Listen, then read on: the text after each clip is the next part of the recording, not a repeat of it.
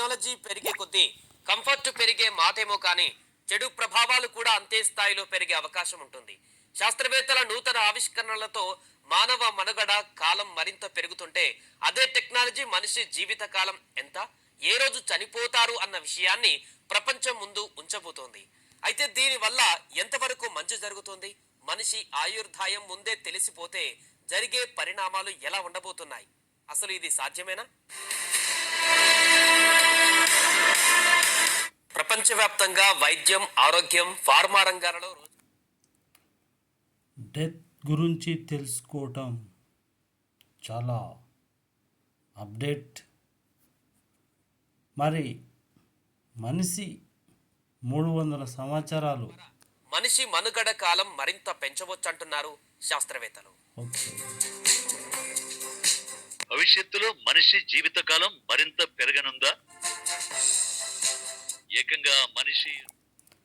ఏకంగా 200 ఏళ్ళ నుంచి 300 ఏళ్ళు బ్రతకవచ్చు. డెత్ అప్డేట్ గురించి, మనిషి డిఎన్ఏ గురించి చాలా అధ్యయనాలు జరుగుతున్నాయి. ఇస్రో చైర్మన్ గారు మాట్లాడుతున్నారు, ఒకసారి వినండి. స్వయంగా చెప్పారు. అవును, రాబోయే కాలంలో మనిషి 200 నుంచి 300 ఏళ్ల దాకా బతికే గొప్ప కాలం వస్తుందని ఇస్రో చైర్మన్ డాక్టర్ సోమనాథ్ బహిరంగంగానే చెప్పారు. ఫార్మా రంగాల్లో ఎన్నో మార్పులు, వినూత్న ఆవిష్కరణలో మనిషి జీవించే కాలం పెరిగే అవకాశం, పాడైన అవయవాలు చనిపోయే దశలో ఉన్నప్పుడు మనిషి 200 నుంచి 300 జీవించే అవకాశం కల్పిస్తుంది. స్వాతంత్రానికి పూర్వం మనిషి సగటు ఆయుష్ 70 ఏళ్ళు. కానీ ఇప్పుడు మానవ శరీరంలో ఏవైతే జీవ కణాలు ఉన్నాయో, ఇస్రో చైర్మన్ గారు చెప్పేది కూడా విందాం. ఆ జీవ కణాలను పునరుద్ధరిస్తే మనం ఇంకా ఎక్కువ రోజులు బ్రతకగలము అని చెప్తున్నాడు. Natural way of improving life styles, the medical care, the health, the food, the environment, all of this help you to live longer. But equally important is the type of diseases that also follows this longevity. I think both of these are very challenging topics. And the research and the development happening in this regime are really... ఈ విధంగా friend, చాలా చరిత్రాత్మకమైనటువంటి విజయాలను భారత్ సొంతం చేసుకుంటుంది. ఏ విధంగా అంటే, అటు గగనతలంలో చందమామను ముద్దాడిన వీరులు మన భారతీయులు. గగన వీధిలో విహరించి విశ్వశోధన రహస్యాలను వెలుగుతీసిన మహానుభావులైనటువంటి సైంటిస్ట్ ఎస్ సోమనాథ్ గారే చెప్పినారు. చూడండి, జరగబోయే ఆవిష్కరణలు చాలా గొప్పగా ఉన్నాయి. మీరు ఈ యొక్క వీడియోను ఎక్కడ స్కిప్ చేయకుండా వినండి చాలు. చాలా బాగుంటుంది. యువకులకు రాకెట్లు ఎగరవేసిన మనం మన జీవిత కాలాన్ని ఎందుకు పెంచలేకపోతున్నామనే, కలరా, ప్లేగు లాంటి అంటువ్యాధులు సోకితే అప్పుడు మందులు ఉండేవి కావు, కానీ ఇప్పుడు ఉన్నాయి. కాలంలో రోగ నిర్ధారణ వైద్య సౌకర్యాలు కరువు. ప్రస్తుతం రోగ నిర్ధారణ ఆధునిక వైద్యం అందుబాటులోకి వచ్చింది. ఆక్సిజన్ వచ్చింది, తర్వాత మందులు వచ్చాయి. అలాగే మన మానవ శరీరంలో మృత కణాల సంఖ్యను తగ్గించి సింథటిక్ బయాలజీ మానవ శరీరంలో కణాలు మార్చడంతో జీవితకాలాన్ని పెంచవచ్చు. గుండె, కాలేయం, మూత్రపిండాలు, కళ్ళు లాంటివి. త్వరలోని శరీర కణాలు మార్చే టెక్నాలజీ అందుబాటులోకి వచ్చే అవకాశం అయితే ఉంది. ఈ టెక్నాలజీ వచ్చేస్తే ఏమవుతుందంటే, సింథటిక్ బయాలజీ అని ఒక మనకు డిఎన్ఏ ఏదైతే ఉందో ఆ డిఎన్ఏ సెల్స్ బ్యాక్టీరియా లాంటివి ఎదుర్కొని మృత కణాలు ఎప్పుడు మరణిస్తుంటాయి మన మానవ శరీరం కణాల లోపల. అయితే వాటిని అధిగమించి మనము ఇంకా ట్రిలియన్ల కొద్ది కణాలు ఏర్పడే వ్యక్తికి మధ్య కణాల సంఖ్యలో తేడా ఉండొచ్చు, ఉండకపోవచ్చు. కానీ ప్రతి నిమిషం మానవ శరీరంలో మిలియన్ల కొద్ది కణాల మరణిస్తుంటాయి, మళ్ళీ చాలా ఉత్పత్తి కూడా అవుతూ ఉంటాయి. ఈ బ్యాక్టీరియా సెల్స్ అయితే మనిషి కణాలను నాశనం చేస్తే జీవన కణం హఠాత్తుగా క్యాన్సర్ కణంగా మారవచ్చు. కణం అవయవంగా రూపుదిద్దుకోగానే పేగుల్లా ఎలా? జీర్ణ వ్యవస్థలో మర్మం ఏంటి? అసలు ఈ కణాలు ఎందుకు మరణిస్తున్నాయి, ఎందుకు మళ్ళీ రీప్లేస్మెంట్ అవుతున్నాయి అనే దాని గురించి మనం చాలా అధ్యయనాలు చేయాలి. ఒక్కోసారి ఇవి అవసరానికి మించి కూడా విభజనలు చెంది క్యాన్సర్గా మారుతుంటాయి. వాటికి వేర్ సెల్స్ కొన్నిసార్లు విడిపోయిన కణాలదే రక్షణ వ్యవస్థపై గదులు ఏర్పరచుకొని చాలా రకాలైనటువంటి మృత కణాలను ఏర్పరిస్తే డిఎన్ఏ మళ్ళా మెకానిజంతో వాటిని తేలికగా చేసేసి మనకు విభజన జీవిత కాలాన్ని పెంచుతుంది. ఈ యొక్క శిశువుగా మారడానికి కణం పెరిగితే ఒక్కో కణం గంటకు రోజుల కాలంలో కొన్ని లక్షల రెట్లు పెరిగిపోతాయి. అవయవం సరైన రూపం పొందగానే ఆగిపోతుంది. మరి నెక్స్ట్ ఏంటి అంటే మృత కణాల సంఖ్య సీన్. ఈ యొక్క డిఎన్ఏ స్ట్రక్చర్ మీరు చూస్తున్నారు కదా, ఈ యొక్క డిఎన్ఏ స్ట్రక్చర్ను బలోపేతం చేస్తే మనిషి 200 నుంచి 300 సంవత్సరాలు కాలం బ్రతకవచ్చు. అయితే ఇంకో ఏఐ టెక్నాలజీ కూడా మనకు అందుబాటులోకి వస్తుంది. ఈ యొక్క డిఎన్ఏలో వచ్చే మార్పులను వీటన్నిటినీ శాస్త్రవేత్తలు క్షుణ్ణంగా అధ్యయనం చేస్తున్నారు. సోమనాథ్ కూడా అదే చెప్పారు, ఇస్రో సోమనాథ్.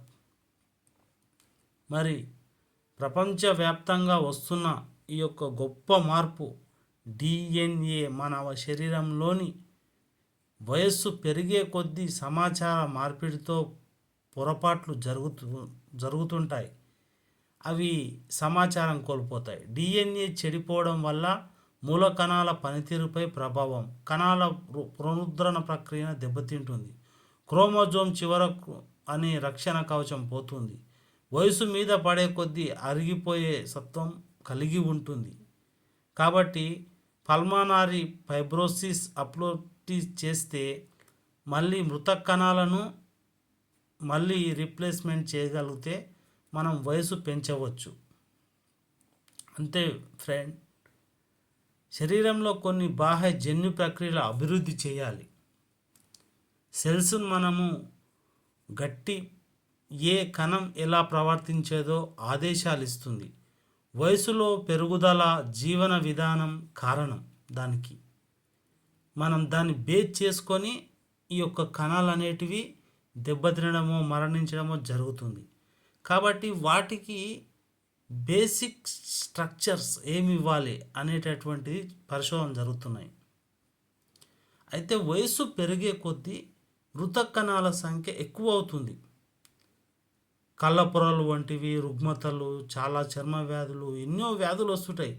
వాటికి కొవ్వు, చక్కెర లాంటి పదార్థాలు ప్రాసెస్ చేస్తుంటాయి. ఇలా పోషకాల కణాలు సరిగ్గా జీర్ణం చేసుకోలేవు. కాబట్టి కణాల మైటోకాండ్రియా శక్తిని అందిస్తుంది. వయసు పెరిగే కొద్దీ వాటిలో యాక్టివిటీస్ తగ్గుతుంది. కాబట్టి వాటి యొక్క యాక్టివిటీస్ పెంచితే మన యొక్క జీవన ప్రమాణం, జీవితకాలం పెరుగుతుంది. ఇది ఏఐ టెక్నాలజీ మనకు అందించినటువంటి గొప్ప వినూత్నమైనటువంటి ఒక ఆవిష్కరణగా మనం చెప్పుకోవచ్చు. మన సెల్స్ ఈ విధంగా ఉంటాయి. మన మానవ కణం డిఎన్ఏ చూడవచ్చు. వృద్ధాప్యం పెరుగుతుంది అంటే ముసలివారు అవుతున్నారంటే క్రోమనాటిజంలో అంటే మరణానికి దగ్గర అవుతున్నారు. మానవ కణాలు మరణిస్తున్నాయి అంటే మళ్ళా రీప్లేస్మెంట్ కణాలు ఉత్పత్తి అవ్వడం లేదని అర్థం. అయితే అలాంటి ప్రాబ్లం రాకుండా ఉండటానికి చాలా పరిశోధనలు చేసి ఇప్పుడు ఒక గొప్ప ఆవిష్కరణ అయితే తీసుకొచ్చారు. అదే సైంథటిక్ బయాలజీ లోపల డిఎన్ఏ లోపల మృత కణాలని రీప్లేస్మెంట్ చేయడం. ఇది ఎంతో గొప్ప విజయం. అయితే ఏఐ టెక్నాలజీతో డెత్ మిస్టరీని కూడా ఛేదించగలము అని చెప్తున్నారు. మరి ఒకసారి విందాం. వచ్చేసిందా అంటే అవుననే అంటున్నారు అధ్యయనాలు.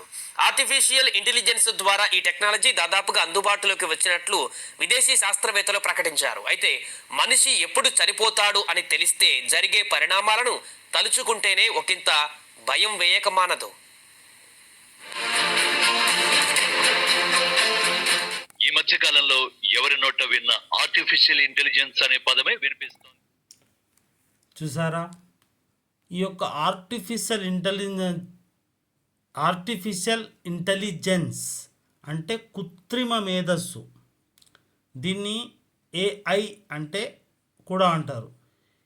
ఈ ఏఐ అనేది ఒక రకమైనటువంటి యంత్రానికి ఇచ్చినటువంటి ఏమంటారు తెలివితేటలు అనొచ్చు. మనం ఒక మనిషికి ఎంత తెలివి ఉందో, ఎంత యొక్క తెలివితేటలు ఉంటాయో అంత గొప్ప తెలివితేటలు మనం ఆ యొక్క ఆర్టిఫిషియల్ ఇంటెలిజెన్స్కు అంటే ఆ మిషన్స్కు ప్రోగ్రామ్ చేస్తే ఆ ప్రోగ్రామ్ మనకు చాలా విషయాలు చెప్తుంది.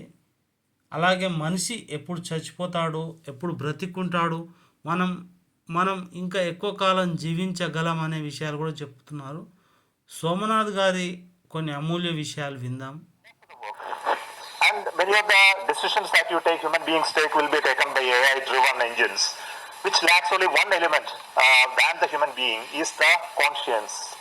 And many of the machines that will actually they take decisions for peaceful times or war times or complex problem solutions, they will miss that particular element which the human beings possess. And this can make even the entire human society to become extinct or really taken over. This is what he predicts in another 25 to 40 years. So you are all going to see that. Many of you students are going to see that. And how to handle this complex problem is something which is very important. ఇప్పటి వరకు శాస్త్ర, సాంకేతిక, చారిత్రక, రాజకీయ రంగాలకే పరిమితమైన artificial intelligence పరిజ్ఞానం ఇప్పుడు మనిషి చావు పుట్టుకల్ని కూడా. చూసారా, ఈ అంచనా ఎంత గొప్పది. ఒక బిడ్డ ఏ రోజు ఏ సమయానికి ఎన్ని నిమిషాలు ఊపిరి తీసుకుంటాడు, ఎప్పుడు చచ్చిపోతాడు, అన్ని విషయాలు ఏఐ టెక్నాలజీతో పలానా వ్యక్తి మరణించేది ఎప్పుడు అనేది కూడా చెప్పేస్తుంది. డెన్మార్క్ పరిశోధనలు అభివృద్ధి చేసిన వింతైన ఏఐ చాలా ఇంకా అభివృద్ధిలోకి దూసుకుపోతున్న భారత్. కాబట్టి వృద్ధాప్యము ఎందుకు వస్తుందంటే మానవ శరీరంలో కణాలు చచ్చిపోవడం. 11% ఎక్కువ ఖచ్చితత్వం ఉంటుందని అధ్యయనంలో వెల్లడి. ఈ విధంగా మెడికల్ రంగంలో వచ్చిన ఈ యొక్క అద్భుత ఏఐ గురించి మనం ప్రశంసించాలి. ఏఐ టెక్నాలజీ సాయంతో ఒక ఆల్గారిథం పుట్టుకలపై అంచనా, మనిషి చావు పుట్టుకలపై ఇలాంటి టెక్నాలజీ రావడం మరి మీరు కూడా చూస్తారు. లైఫ్ టు వేక్ అని పిలిచే మోడల్, మనం అంటే ఎప్పుడు చస్తున్నాము మరి ఎప్పుడు బ్రతుకుతున్నాము అని చెప్పగలిగేటటువంటి ఏ టెక్నాలజీ వచ్చిందంటే ఎంత గొప్పది ఈ విషయం. కాబట్టి మనకు పురాణాలలో చెప్పారు కదా, అప్పుడు 2008 నుంచి 2020 మధ్యకాలంలో 6 మిలియన్ల కేసులు సేకరించిన డేటాతో మనుషులపై ఆరోగ్య పరిస్థితి పరిశీలన కేస్ స్టడీ భాగంగా. అయితే ఈ యొక్క మనిషికి వచ్చే వ్యాధులు వాటిపైన అనేక పరిశోధనలు చేసి ఆయుష్ ఎందుకు తగ్గిపోతుందని అంచనాలు వేస్తున్నారు. లైఫ్ టు వేక్ మనం ఇది చాలా 35 నుంచి 65 ఏళ్ల మధ్య వయసున్న వ్యక్తులు డాటా సేకరణ 2016 నుంచి 2020 మధ్య మరణించిన వ్యక్తుల డేటా అంతా సేకరించి అసలు కారణాలు తెలుసుకున్నారు. ఎందుకు మరణిస్తారు? పుట్టుక ఓ ఆనందం, చావు ఒక విషాదం కదా. కాబట్టి దీన్ని ఛేదించాలి అనే గట్టి పట్టుదల బట్టి జట్టుగట్టి మన పరిశోధన శాస్త్ర సాంకేతిక బృందం అందరూ శ్రమించి క్యాన్సర్ సోకిన పేషెంట్లకు కొంత ముందే చావు తెలుస్తుంది. కానీ ఏమీ తెలియని వారికి కూడా తెలుసుకునే అవకాశం ఇప్పుడు ఏఐ టెక్నాలజీ మనకు కల్పించింది. మనం ఏం తినాలి, ఏం తాగాలి, రీప్లేస్మెంట్ ఏంటి, మనకు గరుడ పురాణం ఉంది. మనుషులకు చావు భయం సహజం, ఆ గరుడ పురాణంలో చెప్పినట్టు. మరణ వార్త వింటేనే ఒక్కోసారి గుండెల్లో గుబులు పడుతుంటారు. అలాంటి వారు కూడా హిందూ మత గ్రంథాల్లో ముఖ్యమైనది గరుడ పురాణం. గరుడ పురాణం మరణాంతరం మోక్షాన్ని అందిస్తుంది. చావు ఇంట్లో గరుడ పురాణం వింటేనే నియమం. గరుడ మహావిష్ణు పురాణానికి దాని స్వంత ప్రత్యేకత, ప్రాముఖ్యత ఆ విధంగా ఉంటుంది. థ్యాంక్స్. ఎవరైనా ముందుగా నా ఛానల్ చూస్తున్నట్లయితే సబ్స్క్రైబ్ చేసుకోండి. అలాగే మీరు ఛానల్ లైక్ చేయండి. ఇంకా అనేక విషయాలు మనం తెలుసుకుందాం. ఈ స్వర్గం, నరకం, పాపం, పుణ్యం, నీతి, నియమం, ప్రతి వ్యక్తి మరణానికి ముందు కొన్ని సంకేతాలు ఉంటాయి. వాటి గురించి అన్నీ కూడా మీకు అన్ని చక్కగా వివరించి చెప్పడం జరుగుతుంది.